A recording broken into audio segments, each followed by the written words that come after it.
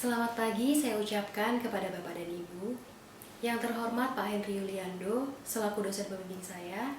Yang terhormat juga kepada Bapak dan Ibu dosen penguji.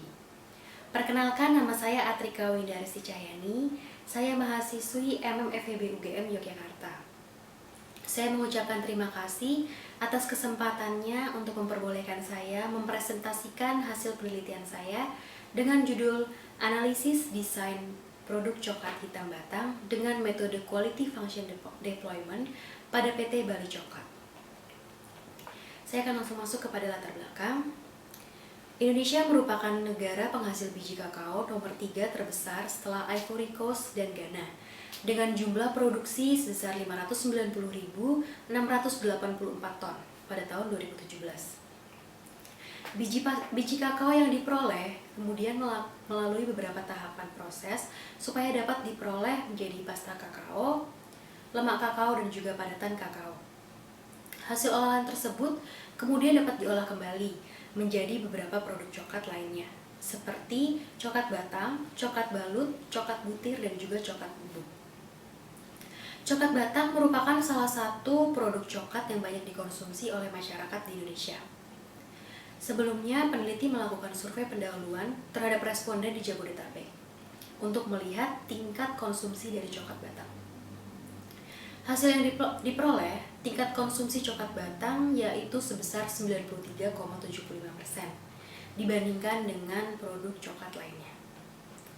Salah satu perusahaan coklat di Indonesia yang menjual produk coklat batang yaitu PT Bali Coklat yang berlokasi di Bali. PT Bali Coklat ini secara spesifik menjual coklat batang dengan jenis couverture.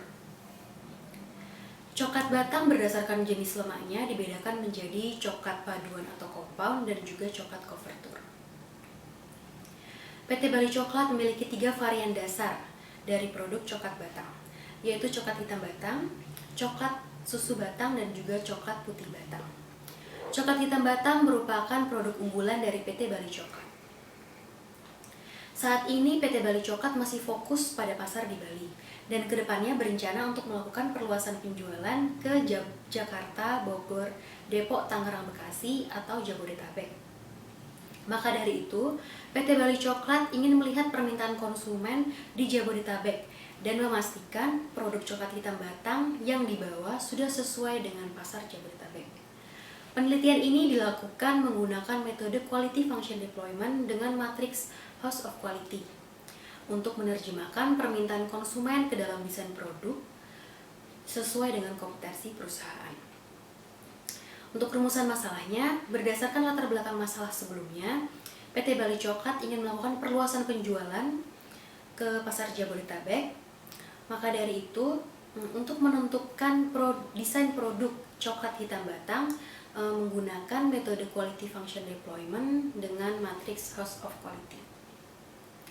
Untuk pertanyaan penelitian, poin yang pertama yaitu apa saja atribut yang diharapkan oleh konsumen dari produk coklat hitam batang. Kedua, apa atribut teknis produk coklat hitam batang yang menjadi prioritas dalam memenuhi permintaan konsumen. Yang ketiga, bagaimana implikasi operasional dari pengembangan produk coklat hitam batang untuk PT Bali Coklat. Sedangkan untuk tujuan penelitiannya yaitu menjawab dari 3 pertanyaan penelitian. Untuk landasan teori coklat berdasarkan jenis lemaknya dibedakan menjadi coklat paduan atau compound dan coklat couverture. Coklat couverture merupakan jenis coklat yang memiliki kandungan kakao yang tinggi. Hal ini dikarenakan coklat couverture mengandung lemak kakao. Coklat hitam couverture mengandung tidak kurang dari 35% padatan kakao, tidak kurang dari 31% lemak kakao, dan tidak kurang dari 2,5% padatan kakao tanpa lemak. Sedangkan untuk Quality Function Deployment merupakan metode yang digunakan untuk menerjemahkan permintaan konsumen ke dalam desain produk supaya memastikan bahwa produk yang dihasilkan oleh perusahaan dapat memenuhi permintaan konsumen. Matriks yang digunakan dalam metode QFD yaitu House of Quality. Untuk metode penelitiannya dilakukan menggunakan metode Quality Function Deployment dengan matriks House of Quality.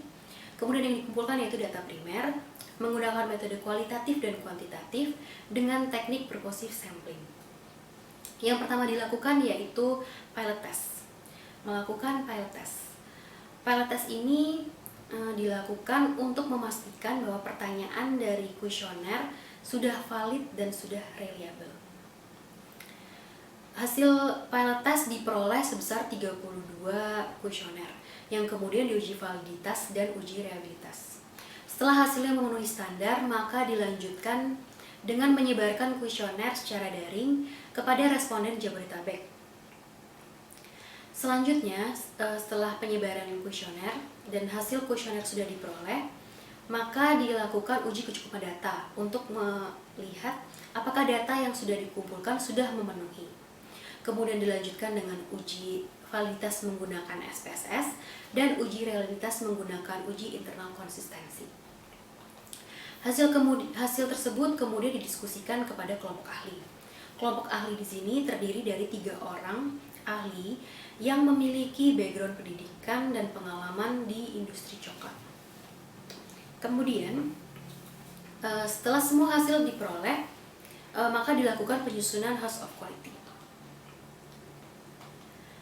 Untuk analisis host of quality dilakukan pada dalam 6 ruang. Ruang yang pertama yaitu yang di sebelah kiri, yaitu ruang yang melihat dari suara konsumen. Untuk yang tahapan pertama ini, hasilnya dilihat berdasarkan penyebaran kuesioner yang sudah dilakukan menggunakan skala Likert. Untuk tahapan yang kedua yaitu melihat persyaratan teknis atau suara perusahaan. Kemudian yang ketiga yaitu melihat hubungan suara konsumen dengan persyaratan teknis. Untuk skala penilaiannya yaitu simbol segitiga menandakan hubungan yang lemah dengan nilai 1, simbol lingkaran menandakan hubungan yang sedang dengan nilai 3, simbol kotak menandakan hubungan yang kuat dengan nilai 9. Kemudian yang keempat yaitu menentukan korelasi antar persyaratan teknis. Skala penilaiannya menggunakan simbol negatif mewakili hubungan negatif, kemudian simbol positif 1 mewakili hubungan positif, simbol positif 2 mewakili hubungan positif kuat. Kemudian yang selanjutnya, penilaian kompetitif konsumen. Penilaian ini dilakukan dengan cara menilai antara produk perusahaan dengan produk kompetitor. Di sini untuk kompetitor yang digunakan yaitu kompetitor yang sudah existing ada di pasar Jabodetabek. Untuk skala penilaiannya menggunakan skala Likert. Kemudian untuk tahapan yang keenam yaitu melihat tingkat kepentingan teknis. Kita masuk ke dalam hasil penelitian dan pembahasan. Diperoleh total dari kuesioner yang diterima yaitu 150 kuesioner yang lengkap, yaitu 150 kuesioner. Kemudian dengan persentase laki-laki sebesar 42% dan perempuannya 58%. Untuk usia yang terbanyak yaitu di 26-30 tahun. Kemudian untuk kotanya di Jakarta. Untuk pendidikan terakhirnya S1, untuk pekerjaannya karyawan, untuk pengeluaran per bulannya lebih dari 5 juta, dan untuk tingkat konsumsinya 1-2 kali per bulan. Dapat dilihat pada tabel, atribut pada penelitian ini pada dasarnya dibedakan menjadi 2. Atribut intrinsik yang berhubungan dengan aspek fisik produk secara langsung, dan atribut ekstrinsik yang berhubungan dengan produk selain dari aspek fisik. Terdapat 24 atribut suara konsumen yang dibedakan menjadi 16 atribut intrinsik dan 8 atribut ekstrinsik. Sedangkan untuk atribut teknisnya atau suara perusahaan dibedakan menjadi 9 atribut intrinsik dan 3 atribut ekstrinsik. Dapat dilihat pada slide yaitu host of quality dari atribut intrinsik yang terdiri dari 6 ruang. Pada ruang sebelah kiri dapat dilihat atribut suara konsumen. Kemudian dapat dilihat juga atribut suara konsumen yang dianggap penting oleh responden yaitu rasa manis, aroma kacang, tekstur lembut, dan mouthfeel yang halus. Kemudian dapat dilihat pada ruang bagian bawah tingkat kepentingan dari atribut teknis yaitu komposisi bahan baku, homogenisasi bahan baku, penghalusan menjadi pasta, suhu penyimpanan produk olahan, dan suhu dan waktu pencampuran bahan baku. Kemudian selanjutnya dapat dilihat pada slide yaitu host of quality dari atribut ekstrinsik yang terdiri dari 6 ruang.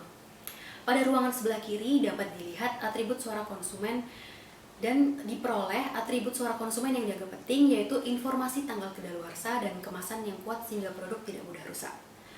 pada ruang bagian bawah dapat dilihat tingkat kepentingan atribut teknis, yaitu labeling kemasan dan jenis kemasan pembungkus produk. Untuk simpulannya, poin pertama, atribut yang diharapkan oleh konsumen dari produk coklat hitam batang yaitu atribut ekstrinsiknya rasa manis, aroma kacang, tekstur lembut, dan mouthfeel yang halus. Untuk atribut ekstrinsiknya, informasi tanggal kedaluarsa dan kemasan kuat sehingga produk tidak mudah rusak.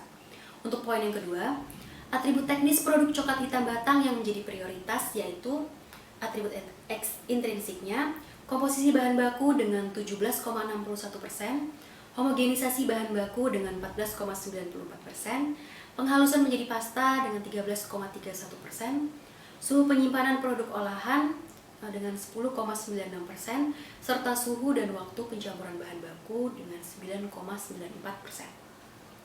Untuk atribut ekstrinsiknya, labeling kemasan dengan 53,11% dan jenis kemasan pembungkus produk dengan 37,21%.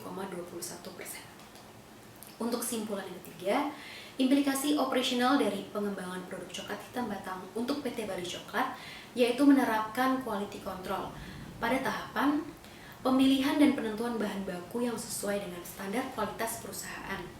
Kemudian optimalisasi pada mesin yang digunakan selama proses produksi. Kemudian mengontrol suhu ruang produksi dan ruang penyimpanan. Kemudian pemilihan material kemasan dan metode pengemasan yang digunakan. Secara spesifiknya untuk implikasi operasionalnya pada tahapan penentuan bahan baku yaitu dengan menambahkan gula, madu, dan sirup supaya dapat memberikan rasa manis. Kemudian menambahkan kacang tanah, kacang mede, dan kacang almond supaya dapat memberikan aroma kacang. Penambahan lecitin dan lemak kakao supaya dapat memberikan tekstur yang lembut dan mouthfeel yang halus. Kemudian untuk tahapan pemilihan kemasan yaitu dengan cara mengganti kemasan dengan bahan plastik polipropilen. Karena sebelumnya perusahaan masih menggunakan kemasan kertas dan kemasan aluminium foil, yang dimana itu merupakan kemasan primer dan kemasan sekundernya. Dengan mengganti kemasan menjadi bahan plastik polipropilen, maka perusahaan hanya perlu menggunakan satu bahan saja sebagai kemasan primernya. Untuk keterbatasan penelitian, yang pertama yaitu pengumpulan data yang kurang tersebar. Kemudian yang kedua, peneliti belum melakukan proses focus group discussion terhadap konsumen. Yang ketiga, tahapan pengembangan produk pada penelitian ini hanya dilakukan sampai tahapan pertama saja, yaitu matriks perencanaan produk atau host of quality. Untuk saran penelitiannya yaitu yang pertama, penyebaran data dapat dilakukan lebih merata lagi. Yang kedua, pengadaan proses focus group discussion terhadap konsumen. Yang ketiga, tahapan pengembangan dapat dilanjutkan ketiga tahapan dari quality function deployment selanjutnya. Kemudian terakhir, PT Bali Coklat dapat mengembangkan produk sesuai dengan hasil penelitian yang sudah diperoleh. Sekian presentasi dari saya. Atas perhatian dan kesediaan Bapak Ibu, saya mengucapkan terima kasih. Selamat pagi.